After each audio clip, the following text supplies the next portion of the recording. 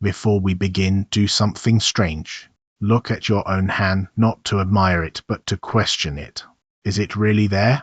Or is there just a word we use for a very good guess? Keep that question in your pocket. We'll come back for it. In a town called Ambry, on a coast that faced no particular ocean in particular, there lived a clockmaker named Edrin. He was 71 years old, and he had spent 46 of those years doing exactly one thing, taking broken time and making it whole again. He was by every account an unremarkable man. He drank his tea too hot. He talked to his cat, Ferris, as though she understood tax law. He kept his workshop exactly as his father had left it, the same brass-handled drawers, the same smell of oil and old wood, the same crooked nail by the door where the broom had hung for 50 years, even though the broom itself had been replaced 11 times. He believed, without much reflection, that the world was precisely as solid as it looked. This belief served him well for 71 years. Then, on an unremarkable Tuesday, it didn't. It started with the leaf. Edrin was mending a pocket watch for the baker's wife, a woman named Mira who always smelled faintly of cinnamon and complained, every single visit, that clockmakers overcharged and undercared. A leaf fell past his window, red at the edges, yellow at the center, spinning twice before it landed on the sill. He thought nothing of it. Until, 3 minutes later, the very same leaf fell past the very same window. Red at the edges, yellow at the center, spinning twice. Edrin set down his tools. He was an old man, and old men are allowed to blink twice at strange things and then return to their tea. So that is what he did. But the tea was too hot, exactly as hot as it had been the first time. And when he winced with the exact same muscle, in the exact same way, as though his own face were retracing a line it had drawn before. He told no one. What would he say? Mira, I believe your watch and my tea and a red-yellow leaf are conspiring to repeat themselves. He was a clockmaker, not a madman. So he did what clockmakers do. He started paying very, very close attention to time. For 3 weeks, Edrin watched. He noticed the pigeons on the square landed in the same 6 spots in the same order more often than chance should allow. He noticed that his neighbor's dog, a swaybacked mutt named Tam, barked at 6:14 every evening, not roughly, precisely. He noticed that the baker always dropped exactly 1 coin on the cobblestones on his way to open the shop and always bent to retrieve it with his left hand, though he was right-handed in every other motion Edrin had ever seen him make. He began timing things with the one instrument he trusted absolutely, himself, and the stopwatch his father had left him, its case worn smooth by 3 generations of thumbs. He told himself he was being foolish. The mind finds patterns everywhere, that's what minds do. A cloud looks like a rabbit. A stain looks like a face. Perhaps a town simply looks like it's repeating, the way a cloud looks like a rabbit, and there is no rabbit at all. This is incidentally a very old worry. Long before Edrin, thinkers wondered whether the world we perceive is the world that's actually there, or a very convincing story told to us by our own senses or by something else entirely. 2,000 years ago, in one part of the world, a philosopher imagined prisoners chained in a cave, watching shadows on a wall and believing the shadows were the whole of reality because they had never known anything else. Around the same span of centuries, on the far side of the world, another thinker fell asleep and dreamed he was a butterfly, drifting and carefree, with no awareness at all that he was a man, and woke unsure whether he was a man who had dreamed he was a butterfly, or a butterfly now dreaming he was a man. 400 years ago, yet another philosopher sat alone by a fire and asked himself a chilling question: what if some powerful, deceiving force was feeding him every sight, sound, and feeling he'd ever had, and none of it corresponded to anything real at all? He couldn't rule it out. Not entirely. All he could be sure of was that something was doing the thinking. He could doubt the world. He could not doubt the doubting. And more recently still, thinkers have asked a version of this question dressed in modern clothes. If a civilization ever became capable of simulating minds, vast numbers of them, in worlds indistinguishable from ordinary life, then simple math suggests simulated minds would outnumber original ones enormously. Which means, statistically, if such simulations are ever run at scale, most minds who ever wonder about this question would be simulated minds. Not because the universe is spooky, because of arithmetic. None of these thinkers could prove their worry. That was rather the point. The unsettling part was never the answer. It was that the question couldn't be closed. Edrin didn't know these philosophers by name. He was not a learned man in that sense. But he had, in his own plain way, backed into their exact question alone, with a stopwatch, watching pigeons. It was a girl named René who finally said the thing out loud. She was maybe 11, the kind of child who asks questions adults have trained themselves not to. She found Edrin standing very still in the square, watching the birds. "You're doing that thing again," she said, standing very still and staring at nothing. "It's not nothing," he said, startled, then gentle. "It's pigeons." She sat beside him and matched his stillness. "Do you think they know they're doing the same thing every day?" "I don't know," he said quietly. "Do you think we know?" She considered this with total seriousness. "My father says the world is like a big machine, and everything happens because something before it made it happen. Like dominoes. He says if you could see all the dominoes at once, you'd know everything that was ever going to happen before it happened. That's called determinism, if I recall the word right," Edrin said. "An old idea. Frightening if you think about it too long." "Why frightening?" "Because it would mean we never really choose anything. We only feel like we do. Like an actor who thinks he's improvising, but he's reading a script he can't see." René, unbothered, said, "Well, even actors decide how to say the line, even if someone wrote the words." Edrin looked at her, genuinely struck. He would think about that sentence for the rest of his life. But that comes later. For now, René asked the question that mattered. "Do you think this is all real? Like really real? Or do you think maybe we're in something? Like a puppet show, and we're the puppets, and we don't know it because the puppets never do?" "That's a very big question for a Tuesday," Edrin said carefully. "It's Thursday." "Is it?"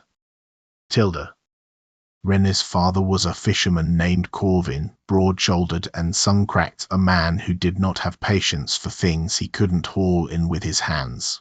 Edrin found him 3 days later mending nets on the dock and asked him, as plainly as he could manage, what he'd meant by dominoes. Corvin didn't look up from his knots. "I mean the world's a machine, same as your clocks. Every gear turns because the gear before it turned. You didn't choose to be born a clockmaker, did you? Your father was one. You didn't choose your father. He didn't choose his. Go back far enough and there's no choosing anywhere, just one thing knocking into the next, all the way down to whatever knocked over the first domino." "That's a bleak way to live," Edrin said. "It's not bleak. It's just true, or it isn't. Bleak's got nothing to do with true." Corvin finally looked up. "You're asking because of the leaf, aren't you? René told me. The one that fell twice." Edrin felt something cold move through him. "You believe her?" "I believe my daughter sees things clearly. Clearer than most grown men, myself included." Corvin went back to his net. "I've fished these waters 30 years, Edrin. Same currents, same winds near enough, same fish running the same weeks every year. A man could go his whole life on this coast and never once do a thing that wasn't, in some fashion, already written into the tide tables. Doesn't mean I don't love the sea. Doesn't mean the fish don't fight when I pull them in. It just means I stopped needing the world to be uncaused in order to love it." Edrin walked home turning that over, the way he turned over a stubborn gear, looking for the tooth that wouldn't seat. "Tilda." Word travels quickly in small towns, and not always accurately. By the following week, the story had reached every doorstep in Ambry in some warped and whispered form. The clockmaker had seen a ghost. The clockmaker had gone soft in the head. The clockmaker believed the whole town was cursed to repeat itself like a stuck music box. It reached, eventually, the ears of Master Aldous, the town's retired schoolteacher, a thin, precise man who had taught 3 generations of Ambry's children their letters and their sums, and who had very little patience for anything that couldn't be measured, weighed, or proven on a slate. He came to Edrin's workshop unannounced, letting himself in the way old acquaintances do, and got straight to the point. "I hear you've taken up haunting the town square," Aldous said, "counting pigeons and doubting your own tea." "Word does travel," Edrin said dryly. "It does, and it usually travels wrong, so tell me yourself before I judge you on rumour alone." Aldous sat folding his hands the way he must have once sat in front of restless students. "What exactly do you believe, Edrin?" Edrin told him. All of it: the leaf, the pigeons, the dog, the tree line, the feeling of choices arriving pre-made. He expected mockery. Aldous did not mock him. He listened the way a careful man listens to a proof he suspects has an error in it somewhere, waiting patiently for the flaw to show itself. When Edrin finished, Aldous was quiet for a long moment. "I'll tell you what I told my students for 30 years whenever they brought me a wonder," he said finally. "Coincidence is real, and it is far more common than the mind wants to admit. A leaf falling twice in a similar way is not evidence of anything but leaves, wind, and a man who has started watching leaves too closely. I could take apart every observation you've listed and hand you a perfectly ordinary explanation for each one, and I suspect I'd be right 9 times out of 10. "And the 10th time?" Aldous' precise composure slipped just slightly. "The 10th time is the one that keeps old schoolteachers awake, I'll grant you. I've had my own 10th times. A pattern in the rainfall records one summer that never should have repeated as cleanly as it did. A dream I had 3 nights running, word for word, that I never told a soul because I didn't know what to do with it besides feel foolish." He met Edrin's eyes. "I'm not here to tell you you're wrong to wonder, Edrin. I'm here to tell you to wonder carefully. Test what can be tested. Doubt your own excitement as much as you doubt the world. An old man eager to find magic in a pigeon is no more reliable a witness than one who refuses to see it at all. But don't let me, or anyone else in this town, talk you out of a question just because it's uncomfortable. Discomfort was never proof of falsehood. It's usually just proof you're near something that matters." It was not comfort, exactly, that Aldous offered, but it was rigour offered kindly, and Edrin found he needed that as much as he'd needed René's wonder or Corvin's bluntness. Between the 3 of them, the child's open question, the fisherman's weary acceptance, the teacher's careful skepticism, Edrin was beginning to see the shape of a larger conversation, one far older and wider than his own workshop. "Tilda." There was a 4th voice waiting for him. Though Edrin did not seek it out, it found him instead, the way such things often do. Old Pell kept the small chapel at the top of Ambry's one steep street, a modest stone building that most of the town visited only for weddings, funerals, and the occasional crisis of conscience. Pell was neither young nor especially wise-looking, a round, soft-spoken woman with flour-dusted sleeves half the time, since she baked the chapel's bread herself, but she had buried more of Ambry's dead and blessed more of its newborns than anyone living, and people brought her their heaviest thoughts the way they brought Edrin their broken watches. She found him one evening sitting alone on the chapel steps, which was unusual enough that she simply sat down beside him without asking permission. "You've been carrying something," Pell said. "I can always tell. It sits on people's shoulders like a second coat." Edrin, tired enough by then to stop guarding the question so carefully, told her to. She listened without the caution Aldous had offered, and without the blunt resignation of Corvin, and without the open wonder of René. She listened the way a woman listens who has spent 30 years sitting with people at the edges of their lives. You want to know if the world beneath the world is real, or built, or dreamed, or empty, Pell said when he'd finished. I won't pretend to answer that better than the philosophers you've apparently been reinventing on your own. But I'll tell you what I've noticed burying and blessing this town for 3 decades. Almost everyone, at the very end or at the very beginning, stops asking what the world is made of and starts asking instead who was with them in it. Nobody's last thought is about atoms or gears or simulations. It's a mother's hand, a particular laugh, the smell of a particular bread. She smiled faintly. Maybe that's a dodge. Maybe I'm just a woman who bakes and buries and doesn't have the stomach for your bigger question. But it's always seemed to me that whatever this world turns out to be made of underneath it was clearly built or grew or dreamed itself into being with room for love in it. That's not nothing, Edrin. Whatever's out there or not out there, behind the curtain, it left room for a mother to hold her son, and a girl to ask a clockmaker impossible questions by a fountain, and an old man to sit on chapel steps working up the courage to say all this out loud to a woman who baked bread for a living. That's not proof of anything, Edrin said, though gently. No, Pell agreed. It's not proof. I've never once pretended it was. It's just where I've chosen to rest after 30 years of watching people leave this world and arrive in it. You'll find your own resting place, I expect, same as everyone does. I only came to sit with you a while so you wouldn't have to carry the second coat alone tonight. She did not solve anything for him, but something in her plain, unhurried company loosened a knot in Edrin's chest that Aldous' rigour and Corvin's bluntness had, for all their honesty, left tightly tied. Tilda. That night Edrin did not sleep.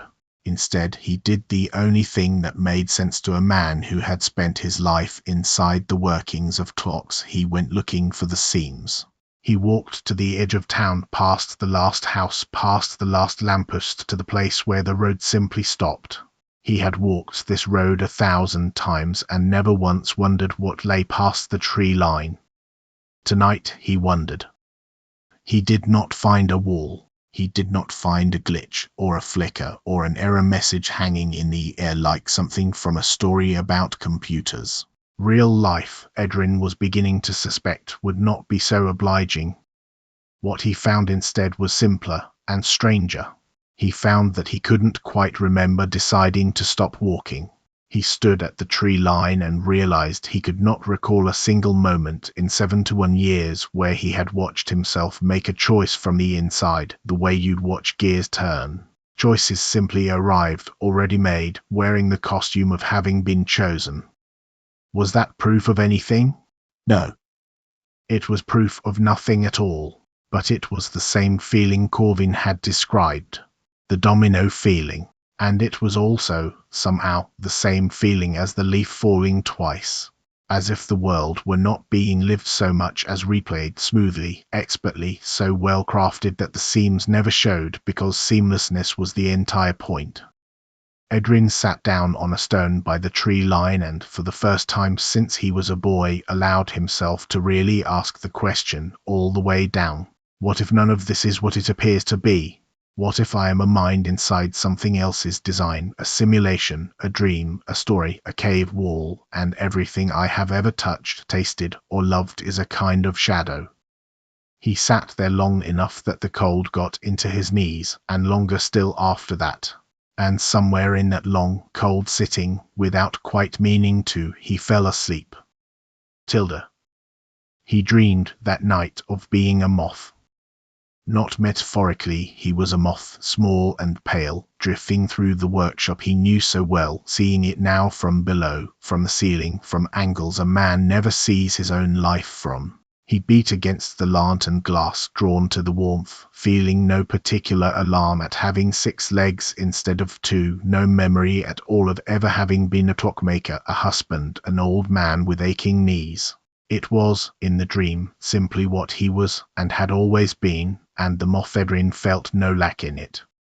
Then he woke on the stone by the tree line, stiff and cold, and for one long, disoriented moment he could not say which of the two he actually was, an old clockmaker who had dreamed he was a moth, or a moth somewhere dreaming, right now, that it was an old clockmaker slumped by a tree line, aching in joints it had never truly owned. The feeling passed, as such feelings do, the moment his knees reminded him rather forcefully that they were, in fact, an old man's knees. But it left something behind. If he could not even be entirely certain, in the disoriented seam between sleep and waking, which self was the dream and which was the dreamer, what confidence could he possibly have about the far larger question, the one about leaves and pigeons and the edge of the world? He walked home in the grey hour before dawn, turning this new, smaller vertigo over in his hands like a gear that didn't seat quite right in any direction he tried it. Tilda. Here is the strange gift the question gave him. Once he stopped running from it, he realized he could not answer it. Not with certainty. No one can, not the philosopher by his fire, not the dreamer of butterflies, not the scientist with her equations, not the retired schoolteacher demanding rigor, not the chapel keeper resting in love instead of proof, not the boldest thinker who ever lived. The question of whether this is the real reality, or a simulation, or a dream, or something else we don't have a word for yet, is built so that it cannot be closed from the inside. Any evidence you might find could itself be part of the design. This is either the most terrifying thought a person can have, or it is the beginning of something else entirely. For a while, it was terrifying, more terrifying, in fact, than Edrin let on to anyone, even Pell. He stopped sleeping well. He caught himself mid-task, staring at his own hands turning a screwdriver and thinking, whose hands are these, really, and who's turning? He snapped at Ferris, who had done nothing but exist, as cats do, and immediately felt ashamed of it. And then, on a morning that felt heavier than the others, Edrin did something he had not done in 4 to 6 years of clockmaking. He did not open the workshop. Tilda. He kept the shutters closed for 4 days. It was not dramatic. From the outside, no shouting, no collapse, nothing a passerby would have called an emergency. Just a dark window where a lit one usually was, and a clockmaker who sat in his own kitchen turning the same small brass gear over and over in his fingers without doing anything to it at all, as though the turning itself, rather than the repairing, had become the entire point. The town noticed the way small towns notice everything, eventually. Mira came first on the second day, with a loaf of bread she didn't strictly need to deliver and a watch that didn't strictly need mending. She found him at his kitchen table, unshaven, the gear still turning in his fingers.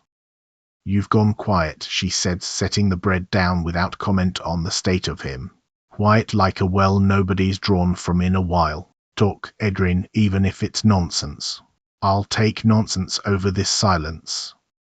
He tried to explain it to her, the moth, the tree line, the feeling that had finally, after weeks of circling, landed somewhere heavier than curiosity. That if none of it could be answered, none of it could be trusted, and if none of it could be trusted, he wasn't sure what he was mending watches for or who, exactly, was doing the mending. Mira listened, and then she did something Edrin didn't expect. She took the little brass gear from his fingers, turned it over once in her own, and set it down firmly on the table between them, the way one might set down a piece in a game to signal a move had been made. "My grandmother's bread again," she said. "I told you about the 6 ingredients, remember? Well, here's the part I didn't tell you. There were mornings, plenty of them, when she didn't know why she was rising at 4 to make it. Grief mornings. Doubt mornings. Mornings the whole reason for the bread seemed to have gone missing overnight, same as your reason for the gears seems to have gone missing now. And do you know what she did on those mornings?" "What?" "She made the bread anyway. Not because she'd solved anything. Because the making itself, hands in the dough before the reasons had caught up, was sometimes the only bridge back to the reasons. You don't have to feel certain the world is real to pick that gear back up, Edrin. You just have to pick it up. The certainty, if it ever comes at all, comes after, riding along behind the doing, not in front of it leading the way.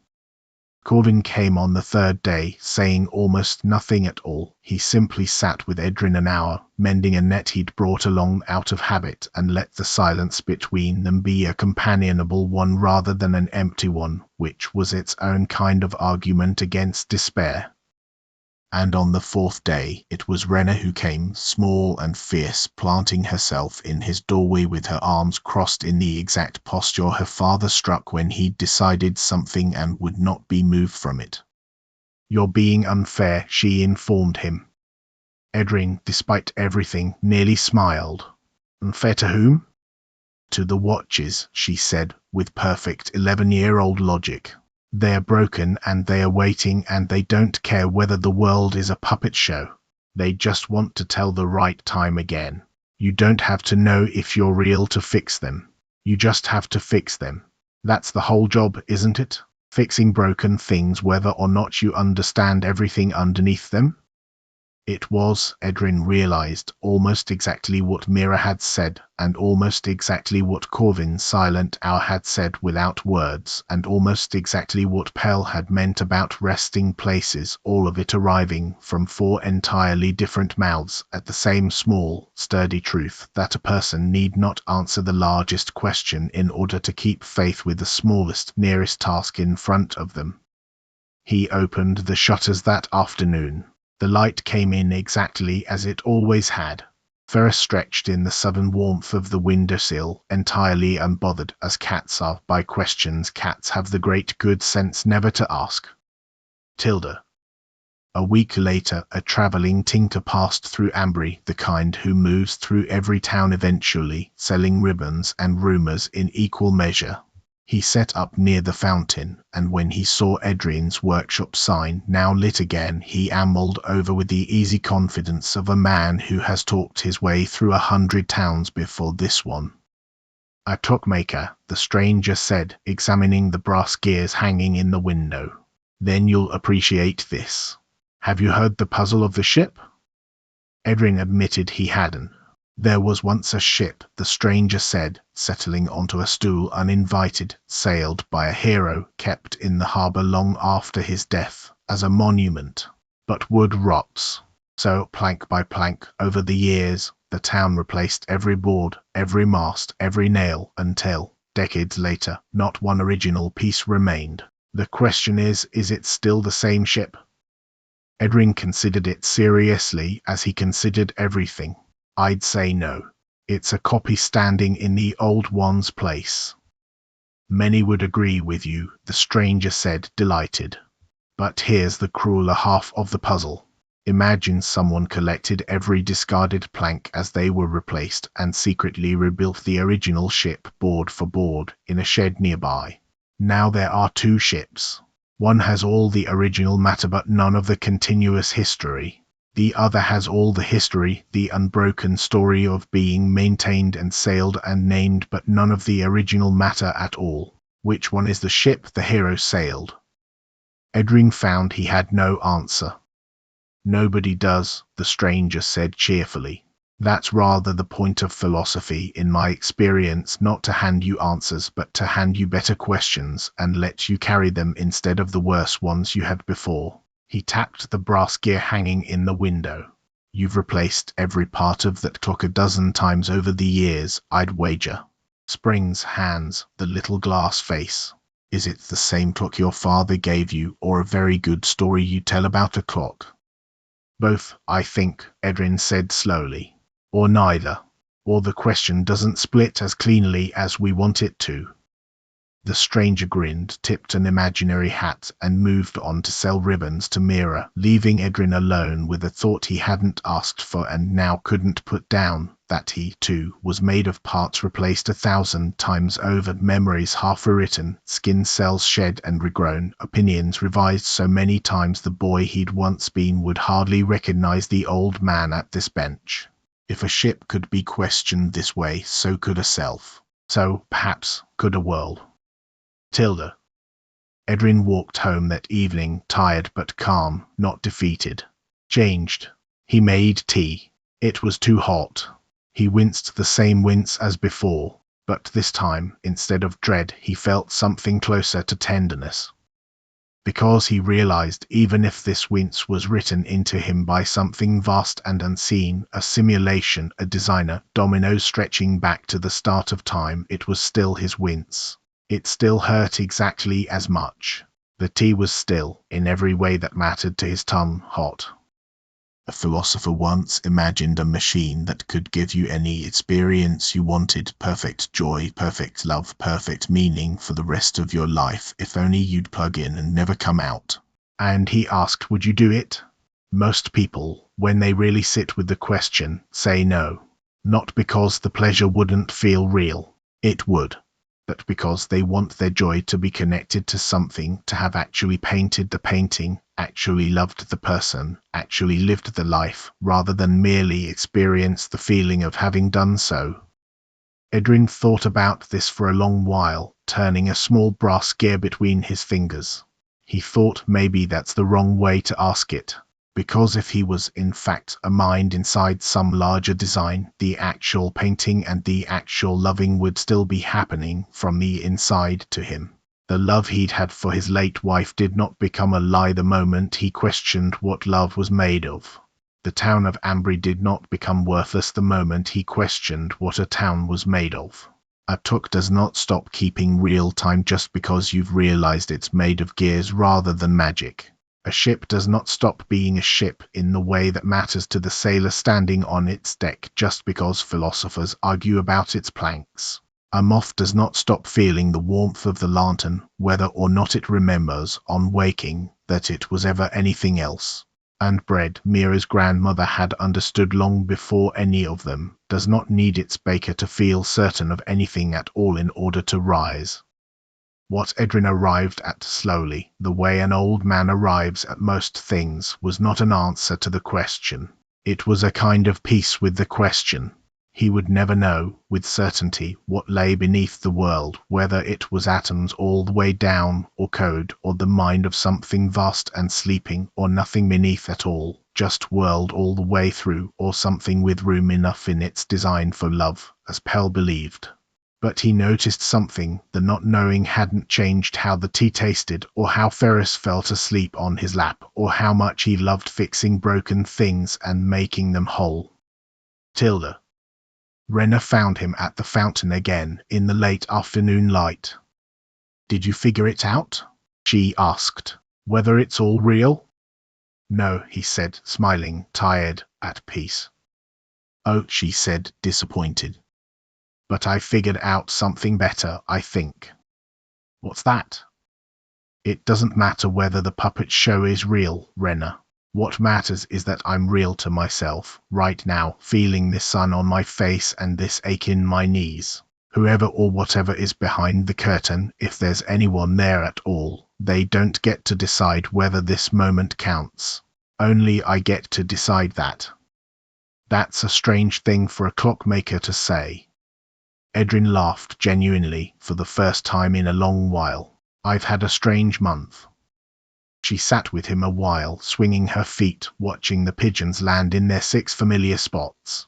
Then, because she was 11 and unafraid of silence, she asked, will you keep looking for seams and things repeating and all that? Edrin thought about it honestly before answering, which is the only way he knew how to answer anything. A little, I expect. Old habits. But I don't think I'll go looking the way I did, like a man trying to catch the world in a lie. I think I'll just notice when noticing comes, and then go back to my bench. He glanced at her. What about you? You started all this, you know. You and your very big question for a Tuesday. Thursday, she corrected, for the second time in her life, and grinned. Tilda. Years passed the way years do, which is to say both suddenly and not at all. Edrin grew older still. His hands grew less steady, though never so unsteady that he couldn't set a hairspring true. Ferris died, as cats do, quietly one autumn in a patch of sun exactly like the one she'd claimed her whole life, and Edrin found himself grieving her with a fullness that surprised him, proof, he thought, that a life needn't be certain of its own foundations to be worth mourning when it ended. She was replaced, eventually and reluctantly, by another cat who did not understand tax law any better than the first. Master Aldous passed on quietly one winter, still insisting to the last that most wonders had ordinary explanations, and leaving behind in a drawer Edrin helped his family clear out a small private notebook full of unexplained tenth times he had never once shared aloud. Old Pell kept the chapel another decade before a younger woman took up her bread and her bell, and at Pell's own funeral, which she had apparently planned down to the hymn, Edrin found himself thinking that whatever answer she had settled on it thoroughly enough to face the end of it without flinching. Miro's hair went grey under her flower-dusted kerchief. Corvin's boat needed more mending each year than the year before, until one year he mended it for the last time and gave it to a nephew instead. René grew up, as children insist on doing, and left Ambry for a time to study in a city with a proper library, where, Edrin liked to imagine, though he never confirmed it, she likely found whole shelves devoted to the very question she'd once asked him by a fountain on what she swore was a Thursday. She came back, eventually, the way people from small towns often do, carrying more books than clothes.